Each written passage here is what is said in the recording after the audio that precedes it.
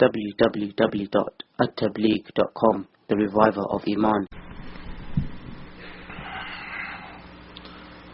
الحمد لله رب العالمين والعاقبة للمتقين والصلاة والسلام على سيد الأنبياء والمرسلين وعلى آله وصحبه أجمعين. أما بعد، قال الله تعالى: وبشر الصابرين الذين إذا أصابتهم مصيبة قالوا إنا لله وإنا إليه راجعون أولئك عليهم صلوات من ربهم ورحمة وأولئك هم المهتدون. وقال النبي صلى الله عليه وسلم: إن الله تبارك وتعالى يرفع العلم برفع العلماء، أو كما قال صلی اللہ علیہ وسلم. رواہ البخاری. بزرگوں، بھائیو، دوستو، عزیزو، میں اس وقت اس سقط میں نہیں ہوں کہ حضرت کی زندگی میں بیان کر سکوں. میں آپ کے کون سے پہلو کو اجاگر کروں؟ آپ کے مصلحانہ انداز کو بیان کروں یا آپ کے محدثانہ انداز کو؟ آپ کے فقیرانہ انداز کو بیان کروں یا آپ کے زاہدانہ انداز کو؟ آپ کے تعلق مع اللہ و تعلق مع رسول کو بیان کروں؟ ان آنکھوں نے اتنے قریب سے جو حضرت کو دیکھا ہے، ایسی شخصیت نظر نہیں آتی جن کا زاہدانہ مزاج ساری زندگی نیچے پتلی سی چادر پر سو کر گزار دی. میں نے کل ہی بل صاحب کو کہا، ساری زندگی غریب رہا اور غریبانہ زندگی گزار کر روانہ ہو گیا.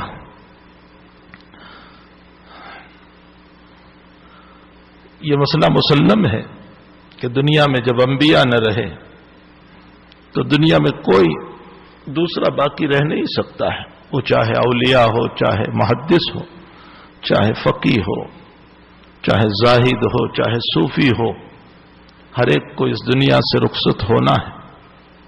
میں خود اپنے دل کو کل سے تسلی دے رہا ہوں کہ میرے والد صاحب کا جب انتقال ہوا تھا اور میں نے فجر کے بعد حضرت کو فون کیا کہ حضرت میرے والد صاحب کا انتقال ہو گیا اور ابھی 10 بجے تدفین ہے، تو حضرت نے جو قریب بیٹھے ہوں گے ان سے کہا کہ بھئی حنیف کے والد صاحب کا انتقال ہوا، 3 مرتبہ قل هو اللہ پڑھ کے ایصال ثواب کر دو. اور پھر مجھے فون پر کہنے لگے، پیارے، جب سارے نبیوں کا سردار مر گیا تو میرا باپ کیا ہوتا ہے، میری ماں کیا ہوتی ہے؟ بس اس لفظ سے مجھے ایسی تسلی ہو گئی. تو یہ مسئلہ مسلم ہے کہ جب دنیا میں انبیاء نہ رہے بلکہ انبیاء کے سردار محمد رسول اللہ صلی اللہ علیہ وسلم نہ رہے، حضرت کے حالات میں جو موت کو بیان کیا ہے روایتوں میں، جناب رسول اللہ صلی اللہ علیہ وسلم کی موت، عالم کا جو صدمہ اور صحابہ کرام کی بے چینی اور صحابہ کا اضطراب اور صحابہ کی کیفیات. حضرت قریباً 12 دن بیمار رہے، رسول اللہ صلی اللہ علیہ وسلم قریباً 12 دن بیمار رہے، اور حضرت کی بیماری کی ابتدا درد سر سے ہوئی تھی. آپ بقیع غرقد میں تشریف لے گئے تھے اور وہیں درد سر آپ کا شروع ہوا، اور آپ نے آ کر حضرت عائشہ سے فرمایا، وار عائشہ، میرا سر میں بہت درد ہے. تو حضرت عائشہ نے فرمایا، میرے سر کے درد کو دیکھ کر آپ اپنے سر کے درد کا مجھے کہنے لگے. حضرت عائشہ جب انتقال ہوتا ہے تو کہہ رہی ہے، مجھے کیا معلوم تھا کہ میرے آقا درد سر میں دنیا سے رخصت ہو جائیں گے. دن بدن مرض بڑھتا رہا. جمعرات کو عشاء کی نماز میں حضرت کی بیماری میں بہت اضافہ ہو گیا، اور نبی کریم صلی اللہ علیہ وسلم نے فرمایا، مروا ابا بکر ان یصلی بالناس، ابو بکر سے کہو کہ میری جگہ نماز پڑھائیں. حضرت عائشہ کی چاہت یہ تھی کہ ابا جی نہ پڑھائیں، اور حفصہ کی چاہت یہ تھی کہ میرے والد صاحب پڑھائیں، اس لیے کہ حفصہ کے دل میں یہ تھا کہ آج حیات نبوی میں جو امام بنا وہ وفات رسول کے بعد بھی امام رہے گا، تو میرے ابا کا مقام ہو جائے۔ اور عائشہ کی چاہت یہ تھی کہ حضرت کا حلیہ یہ بتا رہا ہے کہ اب رہنے والے نہیں ہیں، لوگ کہیں میرے والد کو منحوس نہ کہیں کہ جب سے ابو بکر مصلی پر آیا تب سے حضور مصلی پر نہیں آئے۔ تو عائشہ کے دل میں تھا کہ میرے باپ کو کوئی منحوس نہ کہے، اور حفصہ کے دل میں تھا کہ میرے والد امام بن جائیں۔ حضرت سے درخواست کی کہ حضرت ابو بکر رقیق القلب ہے، نماز نہیں پڑھا پائیں گے، آپ عمر سے فرمائیے۔ حضرت نے فرمایا مرو ابا بکر ان یصلی بالناس۔ 4 مرتبہ کہنے کے بعد حضرت نے فرمایا انتن صواحبات یوسف، تم یوسف پر جو الزام لگا تھا وہ سہیلیاں معلوم ہوتی ہو، یعنی ظاہر کچھ ہے اندر میں کچھ ہے تمہارے۔ حضرت صدیق اکبر رضی اللہ، یہ حضور کا اشارہ تھا اس بات کی طرف کہ میرے مصلی پر ابو بکر ہی رہے گا، اس لیے کہ میرے مرنے کے بعد میرا نائب بھی ابو بکر ہی رہے گا، یہ اشارہ تھا اس بات کی۔ سنیچر کو حضرت پر بار بار غشی طاری ہو رہی تھی، آپ نے اپنے اوپر مشکیزے پانی کے دلوائے۔ میں صرف ان باتوں کو اس لیے تذکرہ کر دیتا ہوں کہ کچھ دل کو سکون ہو جائے۔ مشکیزے پانی کے دلوائے اور پھر فرمایا ظہر کی نماز ہو گئی؟ فرمایا حضرت آپ کا انتظار ہے۔ فرمایا اچھا مجھے مسجد میں لے چلو۔ تو ایک طرف چچا عباس اور ایک طرف حضرت علی، دونوں کے کندھے پر ہاتھ رکھ کر اللہ کے نبی اپنے پاؤں گھسٹتے ہوئے مسجد میں تشریف لے گئے۔ ابو بکر مصلی پر تھے، ایک طرف ہو گئے، حضرت مصلی پر پہنچے اور بیٹھ کر نماز پڑھائی، اور ابو بکر مکبر بنے۔ یہ ایک سنیچر کی نماز تھی، اور اس کے علاوہ ایک نماز اور ہے، اور پیر کے دن صبح فجر کی نماز کے بعد صدیق نماز پڑھا رہے تھے، حضرت میں سکت نہیں تھی، آپ نے اسی حجرہ شریفہ میں جس میں ابھی آرام فرمائے بیٹھ کر آپ نے نماز پڑھی، اور پھسلتے پھسلتے دروازے کے پاس گئے، چونکہ ہمت نہیں تھی چلنے کی، اور یوں پردہ ہٹایا اور اپنے صحابہ کو دیکھنے لگے۔ ابو بکر نماز پڑھا رہے تھے، حضرت مسکرائے، صف یہاں تک تھی، دروازے کے قریب تھے۔ صحابہ فرماتے ہیں کہ کنکھیوں سے ہم نے جب نبی کو دیکھا تو ہمیں اتنی خوشی تھی کہ دل میں یہ ہوا کہ شاید حضرت تشریف لائیں گے، اور اس خوشی کی وجہ سے قریب تھا کہ ہم نماز توڑ دیتے، لیکن حضرت مسکرائے اور مسکرا کر پردہ ڈال دیا اور پھر اندر تشریف لے گئے۔ محدثین بحث فرماتے ہیں کہ حضرت کیوں مسکرائے؟ اکثر محدثین نے یہ لکھا ہے کہ حضرت کی مسکراہٹ اس بات پر تھی کہ اللہ میں جب آیا تھا تو تنہا محمد تھا، آج میری جماعت تیار ہو چکی ہے، اب اگر تو نے مجھ کو اٹھا بھی لیا تو کوئی حرج نہیں۔ اس پر حضرت کو ہنسی آئی۔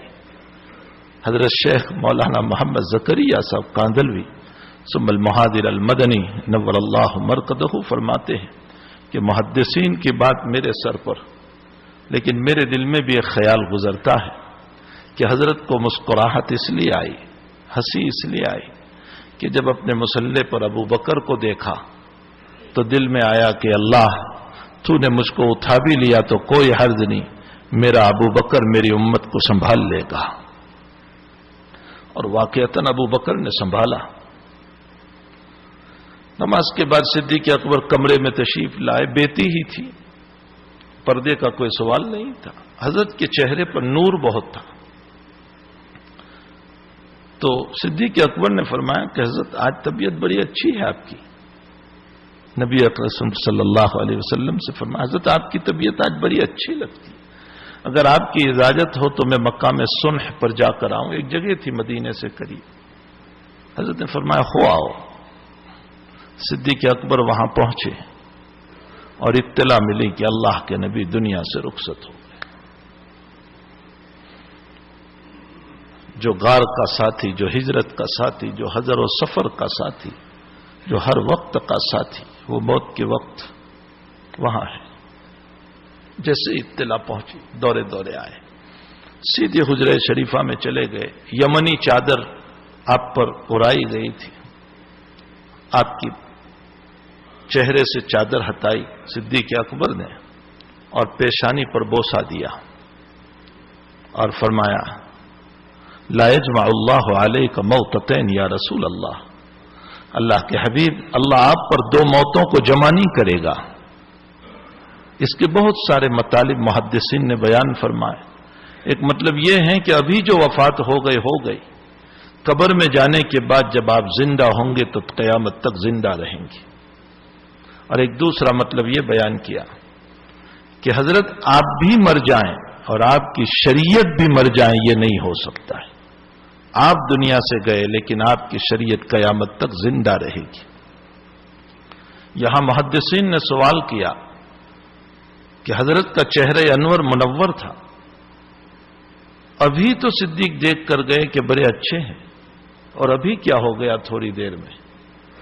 حضرت شیخ رحمت اللہ علیہ نے لکھا ہے، حضرت مولانا زکریا صاحب رحمت اللہ علیہ، کہ اہل اللہ کے چہرے پر مرنے سے پہلے اللہ ان کی عبادتوں کا نور ڈال دیتا ہے.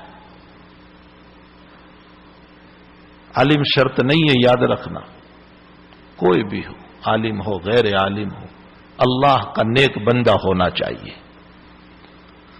فرمایا کہ اہل اللہ کے چہرے پر اللہ مرنے سے پہلے عبادت کے انوار ڈال دیتا ہے، اور انہی نور کو دیکھنے والے صحت سمجھ لیتے کہ یہ صحت ہو گئی. فرمایا جب اولیاء اللہ کے انوار کا یہ عالم تھا تو جناب رسول اللہ صلی اللہ علیہ وسلم کی عبادتوں کے انوار کا کیا کہنا. فرمایا انہی انوار کو صدیق اکبر نے صحت سمجھ لیا، ورنہ یہ صحت نہیں تھی، وہ عبادتوں کے انوار تھے جو آپ کے چہرے پر جھگمگا رہے تھے.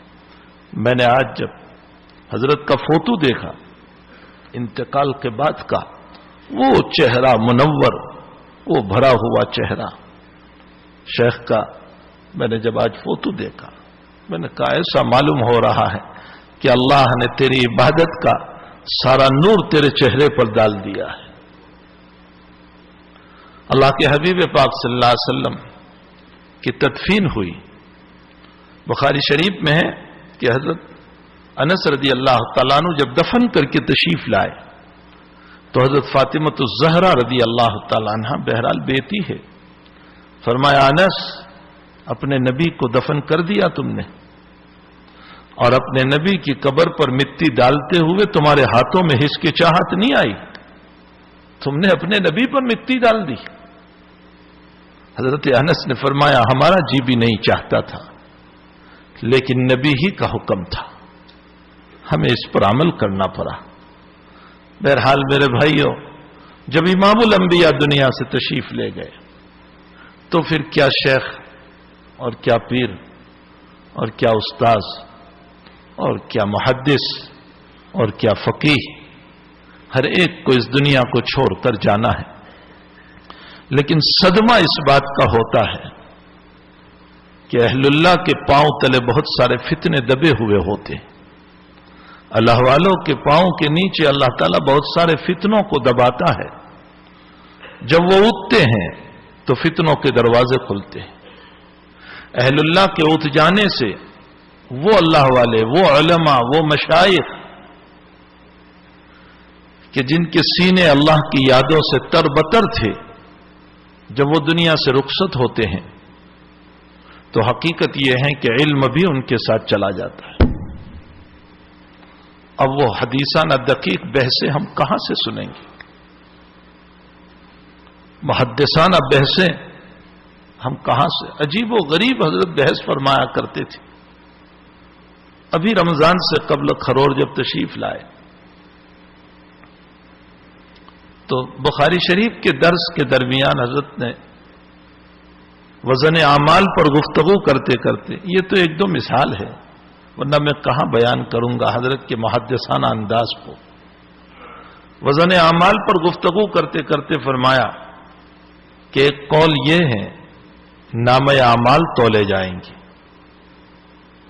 اور حدیث بطاقہ پیش کی جو ترمذی شریف کی روایت ہے کہ 99 دفتر گناہوں کے ہوں گے، اور پھر اللہ ایک پرچی نکالے گا، لا الہ الا اللہ اس میں لکھا ہوگا اور وہ جھک جائے گی۔ یہ دلیل پیش کرنے کے بعد حضرت نے فرمایا اس پر ایک سوال ہے، اور وہ سوال یہ ہے کہ ایک پرچی کا وزن 99 دفتر کے مقابلے میں کیسے ہو گیا؟ عقل سے بالاتر بات ہے۔ 99 دفتر کا وزن بہت زیادہ، وہ بھی اتنے بڑے بڑے دفتر، تاحد نظر پرچی کی حیثیت کیا؟ اس سوال کو کرنے کے بعد فرمایا حقیقت یہ ہے کہ قیامت میں روح کا وزن ہوگا، جسم کا وزن نہیں ہوگا۔ اسی لیے موتے موتے لیکن ایمان کے نہ ہونے کی وجہ سے جہنم میں جائیں گے۔ اور دبلا پتلا عبداللہ ابن مسعود جس کی پندلی پتلی پتلی تھی اور مسواک توڑنے چڑھے تو لنگی ہٹ گئی، تو پتلی سی پندلیاں دیکھ کر، چونکہ عبداللہ ابن مسعود ناتے قد کے تھے، چھوٹے قد کے تھے اور بہت دبلے پتلے تھے، اور یہ پتلی پتلی پندلیاں نیچے صحابہ نے دیکھا تو ہنسنے لگے۔ فرمایا عبداللہ ابن مسعود کی پندلیاں قیامت کے دن وزن اعمال میں احد پہاڑ سے زیادہ وزنی ہوگی۔ یہ رسول اللہ صلی اللہ علیہ وسلم نے فرمایا لرجل عبداللہ اثقل فی المیزان من احد، یہ الفاظ ہے حضور پاک صلی اللہ علیہ وسلم کی، لرجل عبداللہ اثقل فی المیزان من احد۔ فرمایا قیامت میں روح کا وزن ہوگا، اعمال جسم کا وزن نہیں ہوگا۔ تو اب 99 دفتر میں جو چیز ہے وہ اعمال انسان ہے، انسان کے اعمال ہے، انسان کے گناہ ہے، اور انسان فانی ہے تو اس کے اعمال بھی فانی۔ اور پرچی میں توحید ہوگی، لا الہ الا اللہ، اور توحید اللہ کی صفت ہے جو باقی ہے، اللہ باقی، اس کی صفت بھی باقی، تو بقا کے مقابلے میں یہ سب فنا ہو جائے گا۔ یہ جو جواب دیا، اس کے بعد حضرت نے ختم بخاری پر گھر میں آرام فرمایا، 3 بجے اٹھے، جو کچھ بات کرنا تھا۔ مجھے امریکہ سے ایک بڑے عالم کا میسج آیا میرے فون پر کہ میری 75 سال کی عمر ہو گئی، میں نے زندگی میں پہلی مرتبہ یہ بات سنی، اور اتنی مدلل طریق پر۔ تو حضرت جب اٹھے تو چائے پیتے پیتے میں نے کہا کہ حضرت یہ ایک عالم صاحب کا میسج آیا، حضرت نے جو آج صبح بات پیش کی۔ حضرت نے فرمایا میں نے بھی اپنی زندگی میں آج پہلی مرتبہ کہی، میں نے کسی کتاب میں نہیں دیکھا، مجمع میں کوئی مخلص ہوگا اس کی توجہ سے اللہ نے میرے دل پر ڈال دی۔ ایسی تو بے شمار محدثانہ گفتگو ہے۔ جب بخاری شریف پر آتے تھے تو جو احادیث کو کھولتے چلے جاتے تھے، روایتوں کے اوپر وضاحت کرتے چلے جاتے تھے، اور ایسی دقیق سے دقیق بات۔ کتاب العلم کے اندر مجھے بات یاد آ گئی، اہل علم موجود ہیں، ان کے لیے بہت بڑا سہارا ہوگا، دلیل ہو جائے گی، اس لیے کہ آج کل بہت سارے ان باتوں کا انکار کرتے ہیں۔ کتاب العلم میں واقعہ موسیٰ علیہ السلام کو امام بخاری نے پیش کیا طلب علم کے لیے نکلنے پر۔ تو موسیٰ اور خضر کا جو واقعہ چلا، اس میں 3 واقعے پر حضرت موسیٰ علیہ السلام کو حضرت خضر نے فرما دیا کہ فراق بینی و بینک، اور اس کے بعد تینوں کی حقیقت بیان کی۔ یہ تو ہے پوری روایت۔ اس کے بعد نبی علیہ السلام اس واقعے کو بیان کرتے ہوئے جو جملہ فرماتے ہیں، فرمایا لو سکت موسیٰ، اگر موسیٰ خاموش رہتے تو اور بھی باتیں خضر سے کھلتی چلی جاتی۔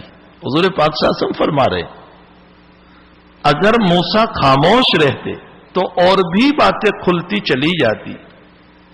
اب یہاں شیخ نے استدلال کیا، اس سے یہ معلوم ہوتا ہے کہ اہل اللہ کی باتوں کو سننا اور اہل اللہ کی کرامتوں کو سننا یہ حضور پاک صلی اللہ علیہ وسلم کے جملے سے ثابت ہوا۔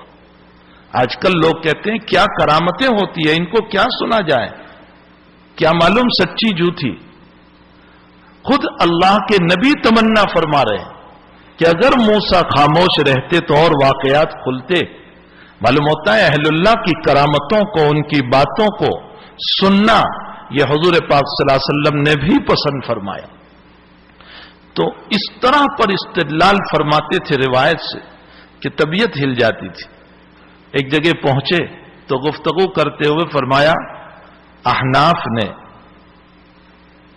محرم کی شرط میں 3 دن 3 رات کی قید لگائی، 3 ایام و لیالیہا میں محرم شرط، اور استدلال بخاری کی روایت سے ہے کہ 3 دن 3 رات یعنی سفر شرعی ہو تو محرم شرط۔ اور امام شافعی رحمت اللہ علیہ نے 1 دن 1 رات 17 میل پر بھی محرم کی شرط لگائی، دونوں باتیں پیش کی۔ اس کے بعد کہنے لگے میں کہتا ہوں یہ روایت 6 طرق سے منقول ہے، 3 ایام و لیالیہا، 3 ایام، یومین و لیلتین، یومین، یومن و لیلتن، یومن، یہ 6 طریق اور 6 کی 6 بخاری میں۔ فرمایا حنفیہ نے 3 ایام کے مفہوم سے استدلال کیا کہ مادون الثلاث بغیر محرم کے سفر کر سکتے ہیں، یعنی 3 دن پر تو محرم شرط، لیکن 3 سے اندر سفر شرعی سے اندر تو بغیر محرم کے سفر کر سکتے ہیں۔ تو مفہوم سے جواز پر استدلال کیا، اور امام شافعی نے 17 میل 1 دن کی مسافت پر بھی منطوق سے عدم جواز پر استدلال کیا، اور منطوق اور مفہوم کا تعارض ہوگا تو منطوق کو ترجیح ہوگی نہ کہ مفہوم کو۔ یہ کہہ کر فرمایا میرے نزدیک امام شافعی کی بات راجح ہے۔ دلائل کے اعتبار سے جب حضرت بیان فرماتے تھے، احادیث مبارکہ کو جب کھولتے تھے، جو کچھ اس عاجز کے پاس 2 لفظ ہے وہ حضرت ہی کا فیض ہے، حضرت ہی کی برکتیں ہیں۔ نہ معلوم ایک مرتبہ مجھے حج میں کہنے لگے حنیف تیرے لیے میں نے ابھی کچھ دعا کی، واللہ عالم کیا دعا کی۔ بہرحال محدثانہ انداز سے جب گفتگو فرماتے تھے روات پر، الفاظ حدیث پر، اور حوالے جات کی بھرمار کرتے تھے، اور عبارتوں کی عبارتیں زبانی پڑھتے چلے جاتے تھے، ایسا معلوم ہوتا تھا کہ جیسے رات کو یاد کر کے آئے ہوئے ہیں، حالانکہ وہ برسوں پہلے دیکھا ہوا ہوتا تھا۔ اور یہ تو حدیثانہ انداز، اور پھر اس کے ساتھ ساتھ زاہدانہ انداز حضرت کا، ساری زندگی نیچے سو کر گزار دی۔ میرے گھر پر آئے 20 سال سے کھرور آ رہے تھے دارالعلوم کے اندر، 20 سال سے شاید 2 مرتبہ پلنگ کے اوپر سوئے، ورنہ جب بھی آئے نیچے ہی سو گئے، کبھی اوپر نہیں سوئے۔ آخرت کا استحضار اتنا تھا کہ روتے بہت تھے، بات بات میں رونا، بات بات میں رونا، اور یہ کہا کرتے تھے قبر میں جاؤں گا مجھ سے سوال ہوگا، میں جواب دے پاؤں گا یا نہیں دے پاؤں گا۔ آخرت کا استحضار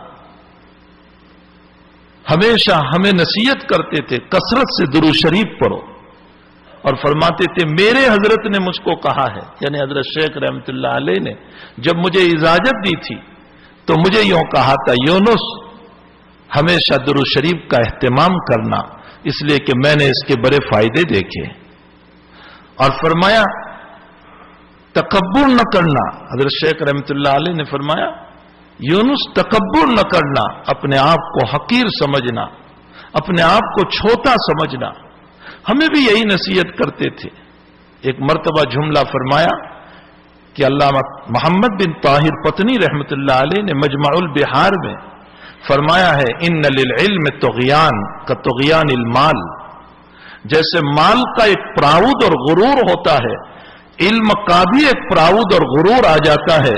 فرمایا جب علم کا پراؤد آتا ہے تو مجمع البحار میں محمد بن طاہر پتنی رحمت اللہ علیہ فرماتے ہیں کہ وہ عالم اپنے جہنم کے راستے کو ہموار کر رہا ہے.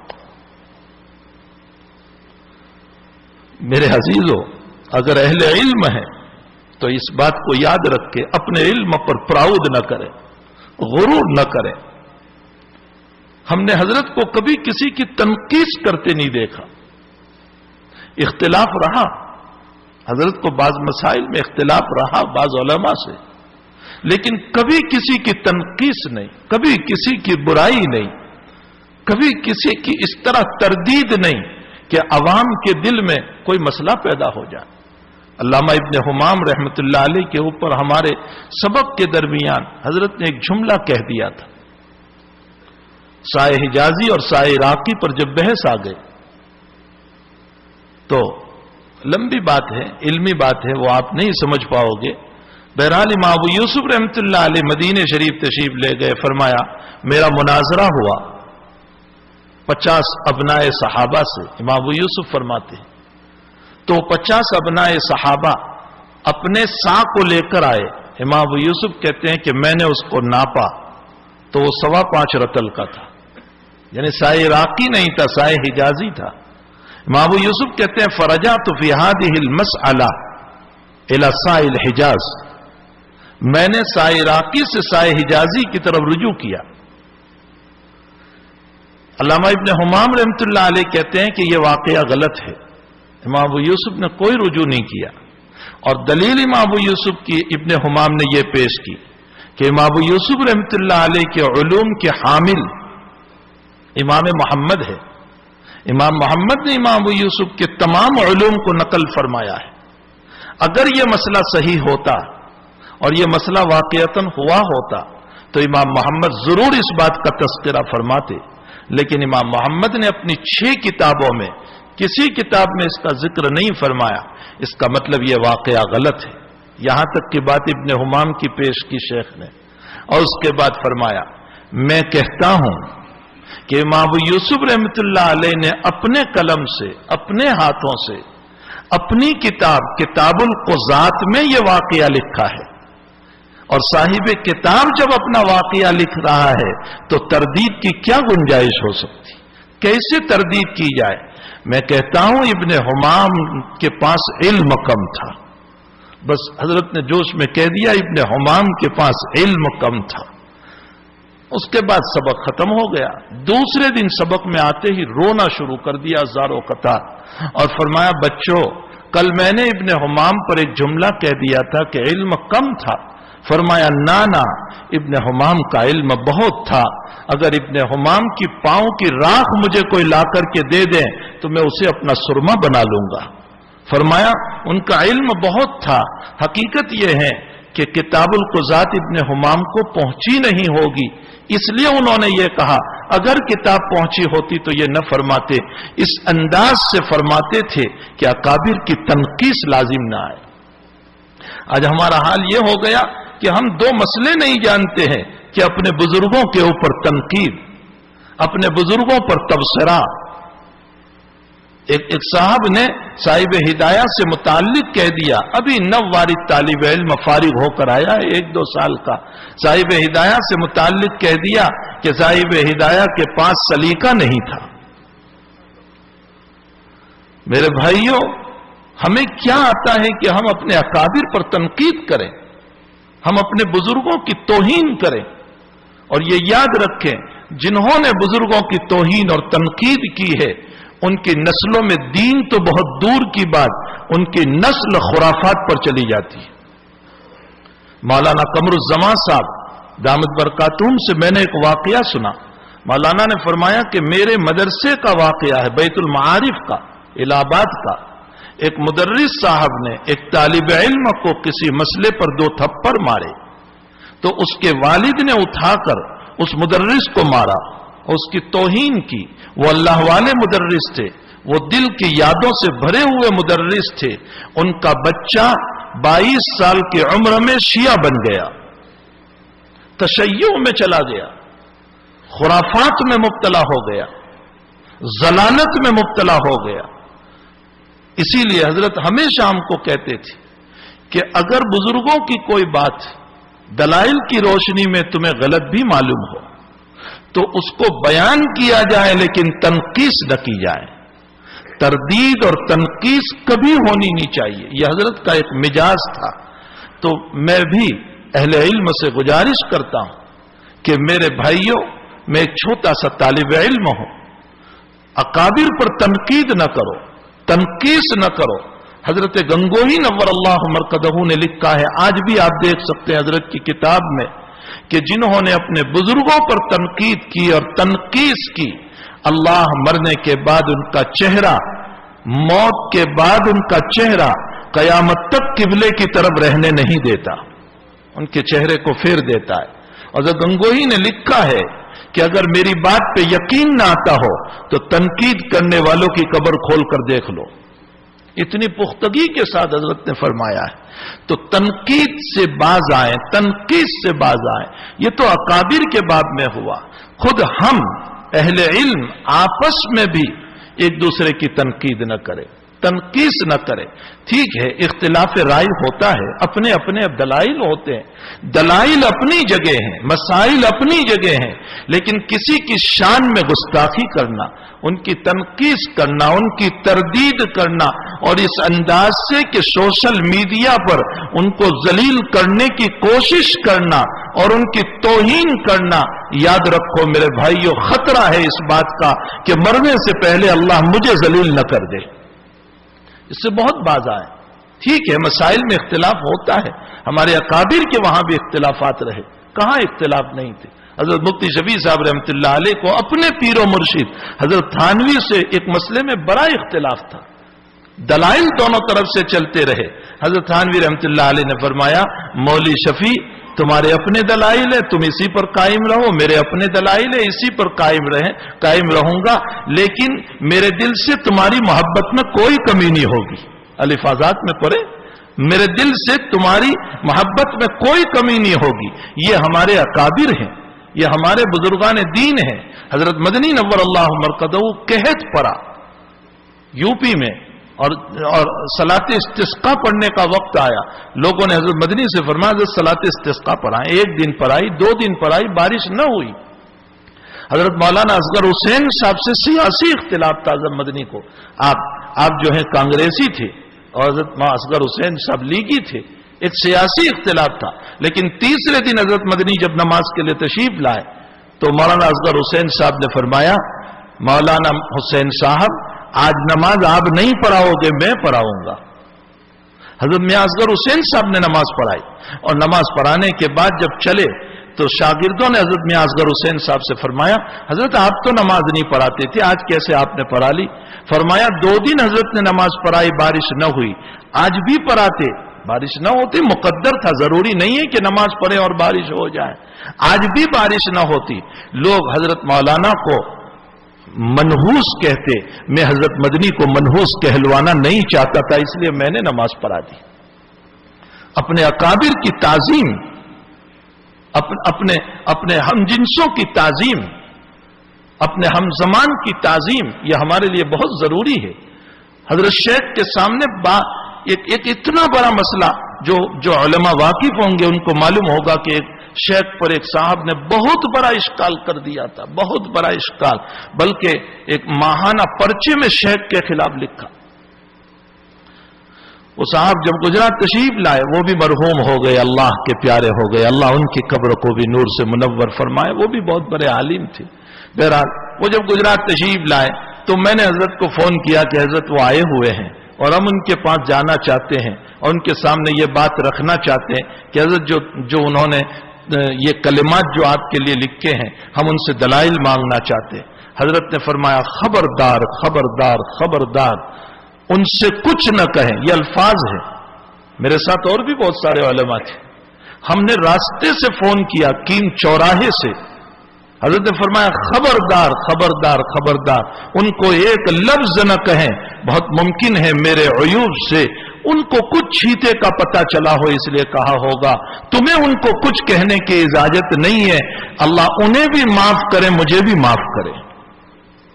میں اس لیے زندگی پیش کر رہا ہوں کہ یہ ہمارے بزرگوں کی زندگی ہے، یہ ان کی طرز زندگی ہے. پوری زندگی حضرت نے کبھی کسی کا دل نہیں دکھایا. ضرور طبیعت میں حدت تھی، تیزی تھی، بول دیتے تھے کبھی، لیکن فوراً معافی مانگتے تھے. مولانا طارق جمیل صاحب کو حضرت جب پاکستان تشریف لے گئے تھے تو یہ تو طالب علم تھے مولانا طارق صاحب تو، اور حضرت کی خدمت کرتے تھے، پاؤں دباتے تھے، حضرت کو وضو کراتے تھے، طالب علم تھے وہاں. اس کے بعد جب حضرت کی ملاقات حج میں ہوئی تو حضرت نے مولانا طارق صاحب کو دانت دیا، حضرت 5 سال پہلے، اور فرمایا طارق تم بیان کرتے ہو اور بیان کی وجہ سے تم میں غرور آ چکا ہے، اپنی اصلاح کی ضرورت ہے. یہ کہہ کر بہت سخت ڈانٹا، بہت سخت ڈانٹا. پھر 2-3 سال گزر گئے. ابھی 2 سال پہلے پھر مولانا ملنے گئے مولانا طارق صاحب. تو شیخ نے فرمایا طارق میں تمہیں تلاش کر رہا تھا کہ تم کب آؤ گے، اس لیے کہ میں نے 2-3 سال پہلے تمہیں ڈانٹا تھا. اب میری زندگی کا بھروسہ نہیں، میں تم سے معافی مانگنا چاہتا ہوں. تو سنو مولانا کا جملہ، مولانا طارق صاحب کا. حضرت آپ نہیں سناؤ گے تو کون کہے گا ہم کو، اس لیے کہ ہمارے سر پر بڑوں کی ضرورت ہے.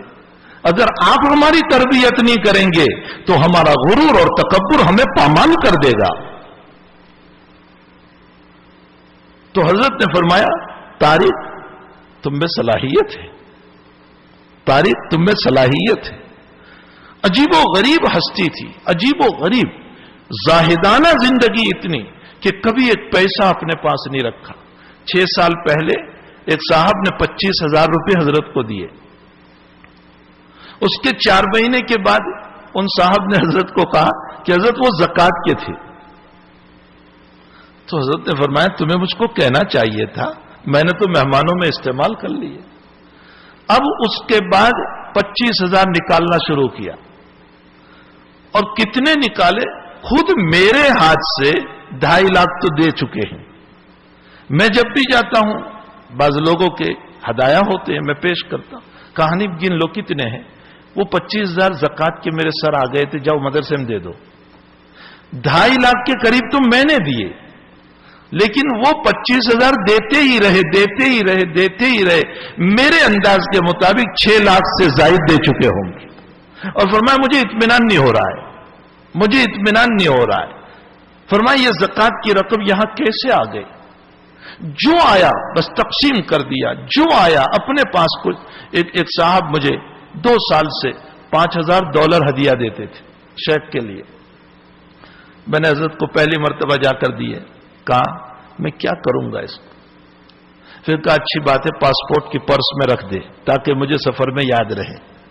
اور ایک صاحب یہاں سے مجھ کو 3 سال سے $500 ہدیہ دیتے، وہ بھی رکھ دیتے تھے. جب حج میں اور عمرے میں تشریف لے جاتے تو مکے اور مدینے میں جو حفظ قرآن کی مجلسیں چلتی ہیں ان مجلسوں کے سارے طلباء اور مدرسوں پر سب تقسیم کر دیتے. اتنا ہی نہیں، حضرت کا مزاج جب تیسرے سال بیمار ہوئے مدینہ شریف میں تو ابو بکر بن لادن جو مکے اور مدینے کا اتنا بڑا کانٹریکٹر، حرمین شریفین کا اتنا بڑا آدمی، وہ عیادت کے لیے آیا اور وہ سونا لایا اور حضرت کو تھیلی میں پیش کیا. تو حضرت سوئے ہوئے تھے. فرمایا کیا ہے اس میں؟ ملی یونس صلی اللہ علیہ وسلم کو کہا کیا ہے اس میں؟ تو ملی یونس رندیرا نے کہا کہ حضرت اس میں سونا ہے. فرمایا میں کیا کروں گا اس کو؟ جاؤ مارکیٹ میں بیچ دو اور اس کے پیسے مسجد نبوی میں جو تحفیظ کی کلاسیں چلتی ہے تقسیم کر دو. اپنے پاس کچھ نہیں رکھا، کچھ ایک پیسہ نہیں رکھا. میں آپ کو آپ کی زندگی کیا بتاؤں. جب ہم گجرات سے واپس چلتے تھے تو جتنا ہدیہ ہوتا تھا 2 لاکھ 2.5 لاکھ تو کہتے تھے پہلے اس پر زکات کتنی آتی ہے وہ نکالو. حالانکہ زکات آتی ہی نہیں، ابھی تو ہدیہ آیا ہے. کہتے تھے اس پر زکات کتنی آتی ہے وہ نکال. تو مجھ سے زکات نکلواتے تھے، کہتے تھے یہ غریب بچوں کو دے دے. اور باقی اب کتنے بچ گئے؟ میں کہتا تھا حضرت اتنے ہیں. تو کہتے تھے اچھا اس میں سے 10,000 جو ہے میرے رمضان کے خرچ رکھ دے اور باقی سارا مظاہر کے دونوں مدرسے میں آدھا آدھا تقسیم کر. 9 لاکھ کا حضرت نے مکان بنایا. صرف مکان بنایا تو پایا ڈالنے گئے. اس کے بعد گئے ہی نہیں، مکان پورا ہو گیا. نگرانی کرنے والے نے آ کر بتایا کہ حضرت مکان پورا ہو گیا. تو حضرت نے ایک وقف نامہ لکھا اور فرمایا میں مظاہر قدیم میں اس کو وقف کرتا ہوں. اور پھر کہنے لگے بھائی تمہاری تو اولادیں ہیں جو تمہارے مرنے کے بعد بھیجے گی، مجھے کون بھیجے گا؟ اس لیے میں اپنی حیاتی میں اپنی اولاد بنا کر جا رہا ہوں تاکہ وہ مجھے مرنے کے بعد ثواب پہنچتا رہے. ایصال ثواب کی روایت کی اذا مات الانسان انقطع عمله الا ثلاث، اس کی طرف اشارہ فرمایا. تو بہرحال میرے بھائیوں، زاہدانہ زندگی حضرت کی ایسی تھی کہ اپنے پاس کچھ نہیں رکھا، زمین پر سو کر کے زندگی گزار دی اور کچھ اپنے پاس نہیں، بس جس نے جو دیا پہن لیا، کھا لیا، مسئلہ ختم ہو گیا. اور بھوک کا عالم یہ ہے کہ کبھی بھوکے رہے تو 2 دن 3 دن، کبھی کسی کے سامنے بیان بھی نہیں کیا کہ میں بھوکا ہوں یا مجھے کوئی ضرورت ہے. بس اسی طرح کہ آپ کی زاہدانہ زندگی اور مصلحانہ زندگی ایسی تھی، تربیت کی زندگی ایسی تھی کہ ہماری جب تربیت فرماتے تھے. ایک مرتبہ سفر میں مجھے کہنے لگے وہ حدیث تو نے نہیں پڑھی، من نفس عن مؤمن قربتا من قرب الدنیا نفس اللہ عنہ قربتا من قرب الآخرہ. میں جب اس کو سنتا ہوں، فرمایا اللہ کے نبی نے فرمایا کہ جو دنیا کی کسی مومن کی مصیبت کو حل کرے گا اللہ اس کی آخرت کی مصیبت کو حل کریں گے. پھر اس پر مجھے جو جملہ فرمایا وہ مجھے آپ کو سنانا ہے. فرمایا جب دنیا کی مصیبت کسی کی حل کرنے پر اللہ آخرت کی مصیبت حل کرتا ہے تو تم دنیا میں کسی کی دین کی مصیبت کو حل کرو گے تو اللہ آخرت میں کتنی مصیبت حل کرے گا. دین کی مصیبت کیا ہے؟ بچہ غلط راستے پر چل رہا ہے، اس کی تربیت کر دی، کسی کا ایمان بنا دیا، کسی کے دل میں اللہ کا شوق پیدا کر دیا، کسی کے دل میں نبی کی عظمت پیدا کر دی. کسی کا بچہ غلط لائن پر تھا، آپ نے سمجھا بجھا کر اپنے سے قریب کیا اور اس کو دین کے راستے پر ڈال دیا. یہ جب دنیا کی مصیبت حل کرنے پر اللہ یہ دیتا ہے تو کسی کی دین کی مصیبت کے حل کرنے پر حق تعالی شانو ہماری آخرت کے کتنے مصائب کو حل فرمائیں گے. ایسی مصلحانہ تربیت فرماتے تھے، ایسے بہترین انداز میں تربیت. لوگ کہتے تھے حضرت سخت ہے، میں کہتا ہوں حضرت سے زیادہ شفیق کوئی نہیں تھا. دور سے ایسا لگتا تھا کہ حضرت سخت ہے، لیکن جب قریب جاتے تھے اور جو پیار آپ دیا کرتے تھے، جو محبت آپ دیا کرتے تھے، جو اخلاق اور سنت نبوی علی صاحب الصلاۃ والسلام کے ڈھانچے میں اتنے ڈھلے ہوئے تھے، اتباع نبوی میں ایسے ڈھلے ہوئے تھے، ایسے ڈھلے ہوئے تھے. کبھی ہم نے ایسا کیا کہ جب چپل یا جوتا یا موزے پہنانے کی باری آئی اور غلطی سے ہم نے بائیں پاؤں میں اگر پہلے ذرا بھی ڈال دیا تو یوں مارتے تھے، کہتے تھے سلیقہ نہیں آیا تم میں، ابھی تک نبی کی بغاوتوں ہی میں زندگی گزار رہے ہو. یہ جملہ کہتے ابھی تک نبی کی بغاوتوں ہی میں زندگی گزار رہے ہو، تمہیں نبی کا پیار کب ملے گا اگر نبی کے طریقوں پر نہیں چلو گے تو. بہت ڈانٹتے تھے. سنت نبوی کا بڑا اہتمام کروایا کرتے تھے، بہت زیادہ. ساری زندگی سنت نبوی کے خلاف کبھی نہیں سوئے. ہم نے دیکھا ہی نہیں کہ سنت نبوی کے خلاف کبھی سوئے ہو. مکہ شریف میں ٹیک لگا کر یوں بیٹھے ہوئے تھے، کسی نے چاکلیٹ دی، بڑے بڑے مالدار لوگ بیٹھے ہوئے تھے، یوں بیٹھ گئے سیدھے اور سیدھے بیٹھ کر چاکلیٹ کھائی. اب وہ مالدار لوگ ٹیک لگا کر بیٹھے ہوئے تھے اور کھا رہے تھے آئس کریم. حضرت پہلے سیدھے بیٹھ گئے، منہ میں چاکلیٹ رکھی اور اس کے بعد سب کو کہا سیدھے بیٹھ کر کھاؤ. میرے آقا نے پوری زندگی ٹیک لگا کر کبھی نہیں کھایا. وہاں تو کوئی پڑی ہی نہیں تھی کہ یہ مالدار ہے، اس کی دولت اور اس کا ہدیہ بن ہو جائے گا، یہ مجھے کچھ دے گا نہیں، کوئی سوال ہی پیدا نہیں ہو. فرمایا سیدھے بیٹھ کر کھاؤ. ہمارا حال، خود ہمارا حال یہ ہے، یوں ٹیک لگا کر کے ہم کھاتے ہیں، آئس کریم ہو یا فروٹ ہو یا کیا کیا ہو. فرمایا اللہ کے نبی نے ما اکل رسول اللہ صلی اللہ علیہ وسلم طعاما متقیا قط، اللہ کے نبی نے کبھی بھی ٹیک لگا کر کھانا نہیں کھایا، سیدھے بیٹھ کر کھاؤ. سنت نبوی کا بڑا اہتمام کروایا کرتے تھے، بہت زیادہ اہتمام. ایک مرتبہ سفر میں ہم لے کر چل رہے تھے، رات کی تھکاوٹ تھی، تہجد میں نہیں اٹھ پائے. فجر کی نماز کے بعد پورا مجمع ایسے بیٹھا ہوا تھا. اور ہم جو 2-4 شاگرد خدام تھے ساتھ میں تھے، حضرت نے دانتنا شروع کیا، فرمایا کمینوں مردودوں تم نے فجر تہجد نہیں پڑھی؟ کہنے لگے شیخوخت بگاڑتے ہو، شیخوخت بگاڑتے ہو۔ فرمایا اللہ کے وہاں نام نہیں چلتا، کام چلتا ہے، بڑے بننے سے کچھ نہیں ہوگا۔ فرمایا کام کرو اس کا، دنیا میں تمہارے باپ کو بھی کام پسند ہے تو اللہ کو بھی کام پسند ہے۔ اور پھر فرمایا، بہت دل کی بات حضرت نے فرمائی، فرمایا ڈاکٹروں کے پاس روزانہ آتے جاتے رہو، کوئی شفا تھوڑے ہی ہوگی، صرف آنے جانے سے کیا ہوگا؟ ارے تمہارا زکام بھی اچھا نہیں ہوگا جب تک کہ ڈاکٹر سے مرض بیان کر کے دوا نہ لو۔ فرمایا اللہ والوں کے پاس، پیر کے پاس روزانہ ساتھ میں رہنے سے اور میری سائیکل گھسیٹنے سے کچھ نہیں ہوگا جب تک کہ اپنی اصلاح کی فکر نہ کرو۔ سخت طریق پر ہماری پکڑ کی۔ جب میں چھوڑنے گیا پھر سہارنپور تو کہنے لگے حضرت کہ بہت داد دیا۔ میں نے کہا حضرت آپ کی صلواتیں ہمارے لیے سوغات ہے، آپ کا دانتنا ہمارے لیے تو سوغات ہے، ہماری تربیت کون کرے گا؟ ہمیں کون بنائے گا؟ یہ غرور تکبر سے کون نکالے گا؟ ہمیں تواضع کی زندگی میں کون لے جائے گا اگر ہمارے بڑے ہمیں اس طرح پر نہ داتے؟ بہرحال مصلحانہ زندگی حضرت کی ایسی تھی کہ اس طرح تربیت فرماتے تھے۔ اس طرح پر ایک مرتبہ حضرت مفتی احمد صاحب خلوت میں ملنے کے لیے آئے تو میں نے کہا حضرت مفتی صاحب تشریف لائے اور کچھ بات کرنا چاہتے، کہا اچھی بات ہے بلا لے۔ بلا لیا، پھر کہنے لگے احمد سنو، پھر کچھ باتیں ہوئی، اس میں حضرت نے خاص طور پر جملہ فرمایا، احمد تربیت اولاد پر نگاہ رکھو، تربیت اولاد پر نگاہ رکھو۔ اور پھر فرمایا علماء کا حال یہ ہے کہ اپنی اولادوں کی فکر نہیں کرتے، تربیت اولاد پر نگاہ رکھو۔ اس طرح کے کئی اس انداز سے حضرت تربیت فرماتے تھے کہ دل کو کبھی چوٹ بھی نہیں لگتی تھی، محبت اور پیار کے اندر بہت اچھے انداز میں تربیت فرمایا کرتے تھے۔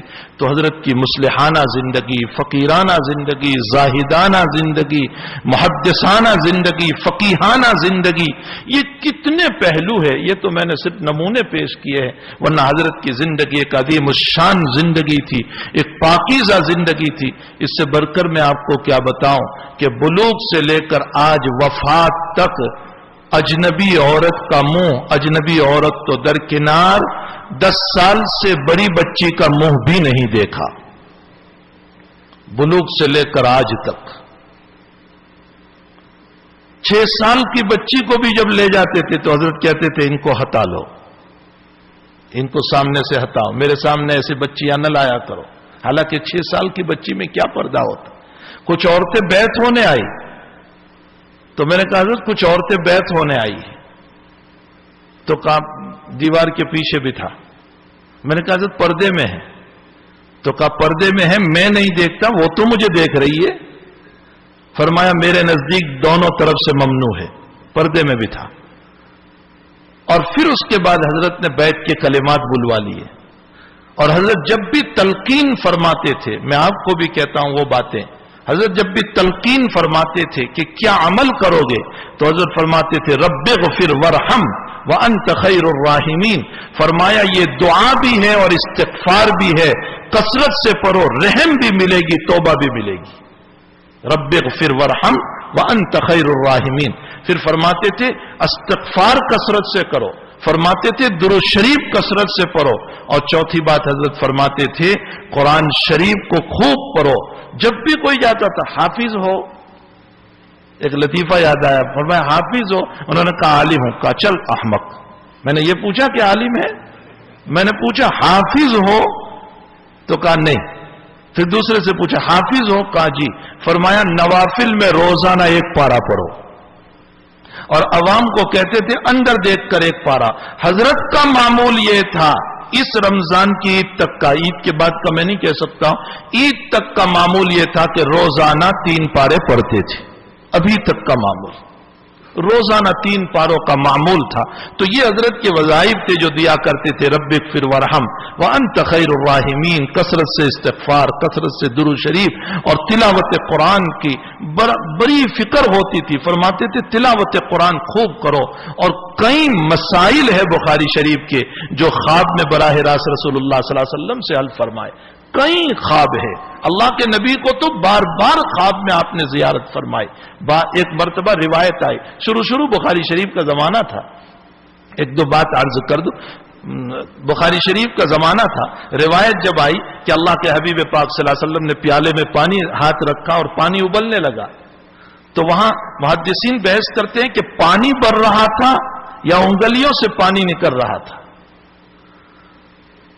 عام علماء فرماتے ہیں کہ انگلیوں سے نکل رہا تھا، اس لیے کہ کمال معجزہ تبھی ہے. اور شیخ الاسلام ابن تیمیہ فرماتے ہیں کہ پانی بڑھ رہا تھا. شیخ نے درس میں ابن تیمیہ کی تردید کی اور فرمایا پانی سے پانی کا بڑھنا کمال نہیں ہے، وہ تو کنویں میں بھی بڑھتا ہے. یہاں تو اصل معجزہ بتانا تھا. کمال معجزہ یہ ہے کہ انگلیوں سے نکل رہا ہو. یہ بات درس میں فرمائی. رات میں دیکھا رسول اللہ صلی اللہ علیہ وسلم تشریف فرما ہے، پیالہ ہے اور ہاتھ رکھا ہوا ہے اور پانی بڑھ رہا ہے. حضرت شیخ رحمۃ اللہ علیہ حیات تھے. حضرت کو یہ خواب پوچھا تو حضرت نے فرمایا کل کیا سبق پڑھایا تھا یونس تم نے؟ تو پورا سبق ریپیٹ کیا. جب اس حدیث پر پہنچے تو حضرت نے فرمایا کہ اللہ کے نبی تجھے یہ بتانا چاہتے ہیں کہ یہ امر موہوم ہے. یہ بھی ہو سکتا ہے کہ پانی بڑھ رہا ہو اور یہ بھی ہو سکتا ہے کہ انگلیوں سے نکل رہا ہو. ایک پر تیقن کر کے دوسرے کی تردید کیوں کی؟ نبی تجھے یہ بتانا چاہ رہے ہیں. ایسے کئی خوابات ہیں. اور استحزار روایت جیسے ابھی حضرت مولانا نے کہا، استحزار روایت تو یہ تھا کہ حضرت شیخ اپنی مجلس میں کہتے تھے ابھی یونس یہ روایت کہاں ہے؟ حضرت کہتے تھے حضرت فلاں فلاں جگہ پر یہ روایت ہے.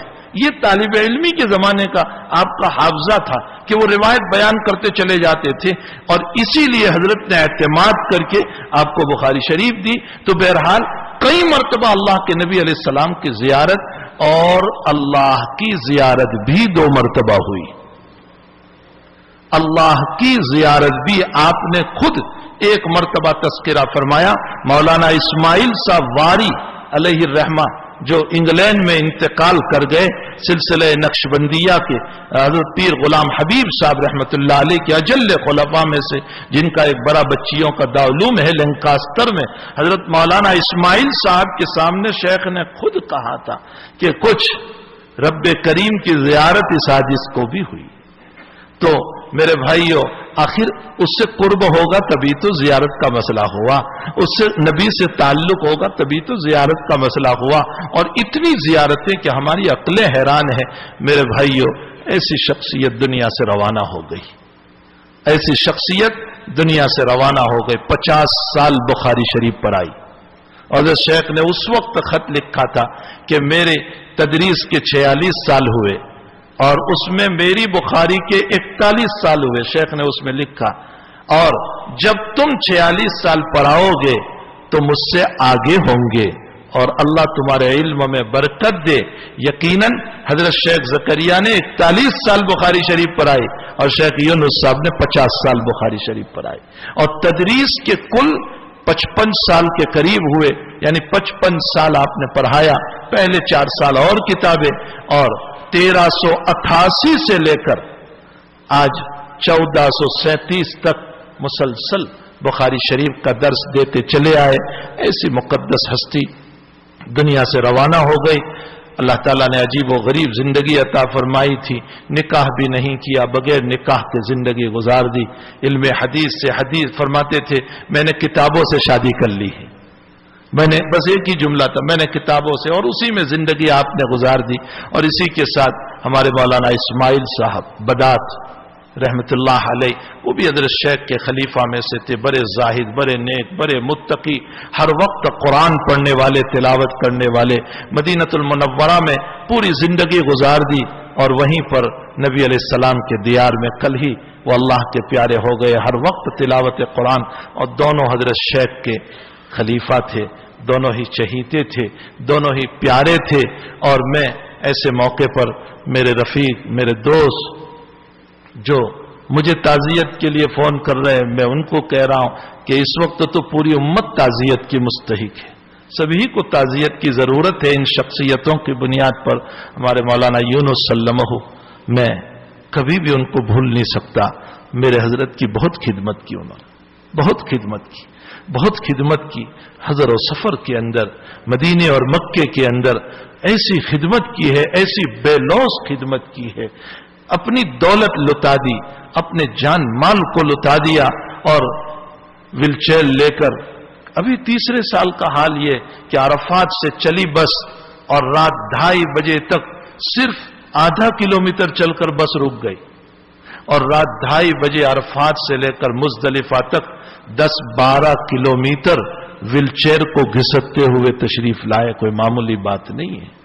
وہاں کے حالات جو سامنے ہیں، راستے میں لوگ سوئے ہوئے ہیں، اور ویل چیئر کا گھسیٹنا، اور پھر انہی حالات کے اندر حضرت کو عمرہ کرانا اور طواف کرانا اور سعی کرانا اور جمرات پہ لے جانا، بہت عجیب و غریب اس اللہ کے بندے نے خدمت کی ہے۔ اللہ ان کو بھی جزائے خیر عطا فرمائے، اور حضرت کے جتنے مجازین ہیں، جتنے خلفاء ہیں، جتنے شاگردان ہیں، جتنے مریدین ہیں، بہت زیادہ، ایک بہت بڑا حلقہ ہے حضرت کا، بہت بڑا حلقہ ہے، جن کو حضرت روتا ہوا چھوڑ کر اس دنیا سے تشریف لے گئے۔ حضرت مولانا عبد الرحیم صاحب ہمارے مطالعہ علیہ الرحمہ، جو ہمارے حضرت مولانا محمد یوسف صاحب دامت برکاتہم العالیہ کے بڑے بھائی، چپاتا میں جب دارالعلوم قائم کیا تھا تو بڑی مزے کی بات، حضرت عبد الرحیم صاحب کو انتہائی مجھ سے قلبی تعلق تھا، تو میں سہارنپور تھا، تو مجھے کہا کہ شیخ سے کہو کہ تمہیں چپاتا آنا ہے۔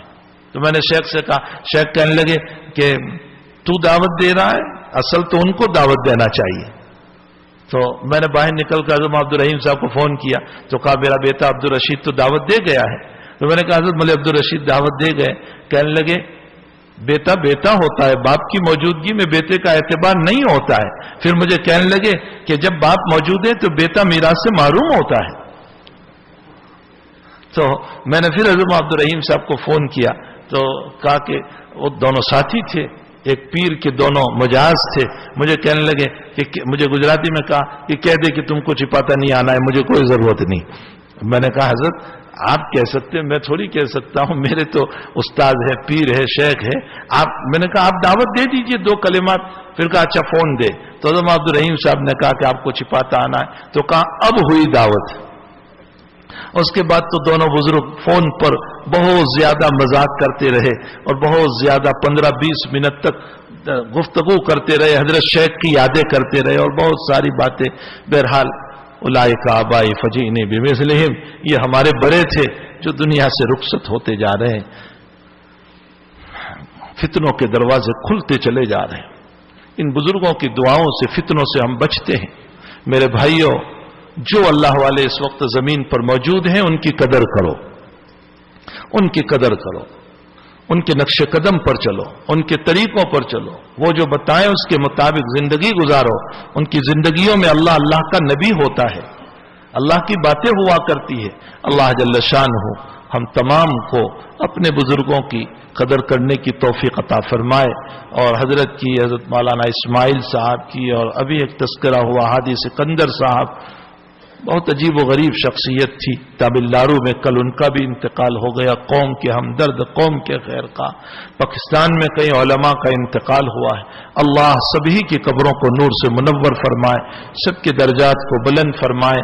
میں نے بطور نمونہ کے 2-4 باتیں کہی ہے، ورنہ شیخ کی زندگی ایک بہت بڑی ہے جس سے ہمیں بہت کچھ رہنمائی ملتی ہے۔ حق تعالی جل شانہ ہمیں اپنے اکابر کی زندگی پر عمل کرتے ہوئے حضور پاک صلی اللہ علیہ وسلم کی سنتوں پر پہنچنے کی توفیق عطا فرمائے۔ دوبارہ میری علماء سے گزارش ہے، آپس کے اختلاف سے بچو، محبت سے رہو، پیار سے رہو، ایک دوسرے کی تنقیص نہ کرو، ایک دوسرے کی بدنامی کا کوئی لفظ ہم استعمال نہ کریں جس کی وجہ سے ہمارے ہی ہم جنس، ہمارے ہی علماء کا دل دکھ جائے اور ان کے دلوں کو ٹھیس پہنچے۔ اختلاف ہوتا ہے، آپس میں خود مل لو، آپس میں مل کر مسئلے کو حل کرو، کبھی تکبرانہ کلمے نہ بولو، برائیوں کی باتیں نہ کرو، بہت شان ہم اپنی نہ بتائیں۔ میرے بھائیوں، ہماری کیا شان ہو سکتی ہے؟ کل کو قبر میں جانا ہے، اللہ کے سامنے ہم سب کو حاضر ہونا ہے. تکبرانہ کلمات سے باز آئے, ہمارے بزرگوں کے نقش قدم پر چلے.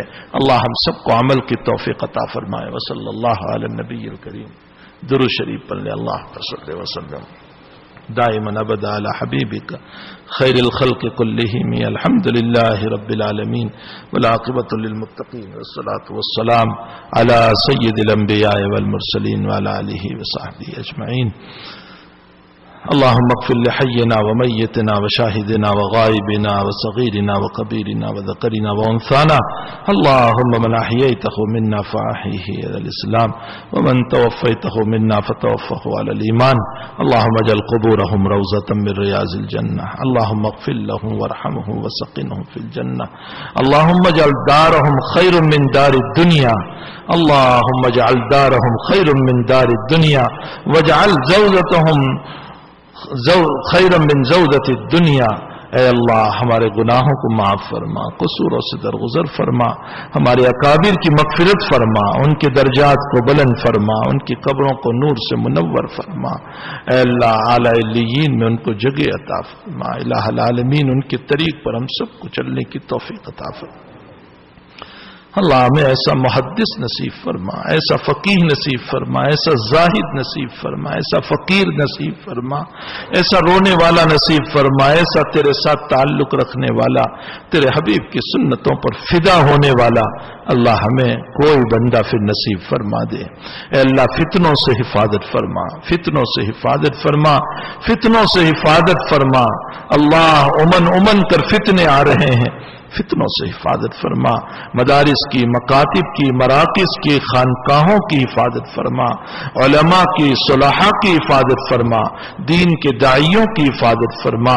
اے اللہ عوام و خواص کی حفاظت فرما, مرد و عورت کی حفاظت فرما. اے اللہ مرد و عورت کی حفاظت فرما. اللہ مرد و عورت کی حفاظت فرما, ہماری نسلوں کی حفاظت فرما, ہماری اولادوں کی حفاظت فرما. اے اللہ ہماری اولادوں کی حفاظت فرما, ہماری بھی تربیت فرما, ہمیں بھی تیرے نیک بندے بن کر زندگی گزارنے کی توفیق عطا فرما, زاہدانہ زندگی عطا فرما. اے اللہ تجھ سے تعلق رکھنے والی زندگی ہم سب کو نصیب فرما. الہ العالمین جن جن لوگوں نے حضرت کی خدمت کی ہے اور بزرگوں کی خدمتیں کی ہے ان سب کو جزائے خیر عطا فرما. خصوصاً ہمارے ولی وسلم اور جتنے اللہ خدام ہیں ان سب کو جزائے خیر عطا فرما, سب کو بہترین بدلہ عطا فرما. اب وہ شیخ دیکھنے کو نہیں ملے گا, اب آنکھیں ترستی رہے گی, اس کا چہرہ غائب ہو گیا. اللہ ہمیں ان کی باتوں پر عمل کی توفیق عطا فرما. اللہ اس مجمع کو قبول فرما. اللہ اس مجمع کی جائز تمناؤں کو, حاجات کو پورے فرما.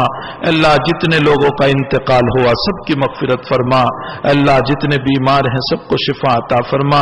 سب کی پریشانیوں کو, مصیبتوں کو حل فرما, دور فرما. اے اللہ ہم تمام کی بگڑی بنا دے اور ہماری ضرورتوں کو دست غیب سے پورا فرما دے.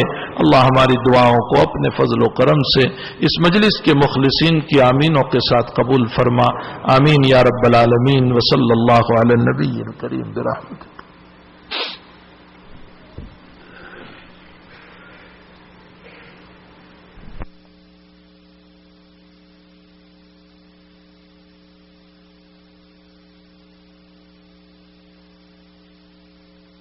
www.attableek.com, the reviver of